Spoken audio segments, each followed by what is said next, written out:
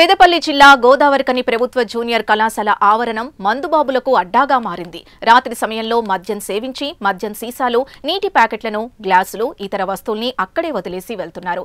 అధికారులు దీనిపై దృష్టి సారించి చర్యలు తీసుకోవాలని స్థానికులు, విద్యార్థి నాయకులు కోరుతున్నారు.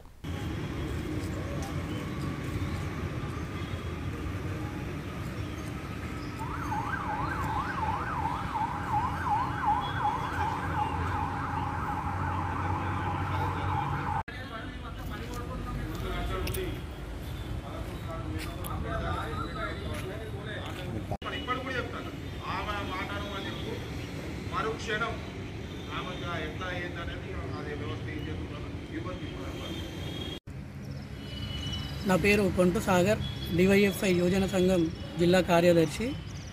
పెద్దపల్లి జిల్లా గోదావరికని ప్రాంతంలోని ప్రభుత్వ జూనియర్ కళాశాలలో ఏర్పాటు చేసిన కూరగాయల మార్కెట్ యార్డు వల్ల ఇక్కడ అసాంఘిక కార్యక్రమాలకు ఈ ప్రాంగణం అంతా కూడా అడ్డాగా మారింది.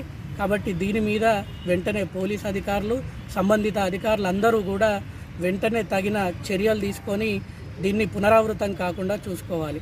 ఎందుకంటే ఈ కళాశాలకు, పాఠశాలకు ఎంతోమంది విద్యార్థులు కాంగ్రెస్ ప్రభుత్వం ప్రవేశపెట్టిన విద్యా హక్కు చట్టం ద్వారా విద్యను పొందడానికి రోజువారీగా ఇక్కడికి రావడం జరుగుతుంది. వాళ్ళు వచ్చేసరికి ఇక్కడ ఈ మద్యం బాటిళ్ళు, ఇతర బాటిళ్ళు, ఈ అసాంఘిక వస్తువులు చూడడం వల్ల వాళ్ళు భయాందోళనలకు గురై కూడా వాళ్ళు హెడ్ మాస్టర్కు, టీచర్లకు కంప్లైంట్ చేయడం జరుగుతుంది.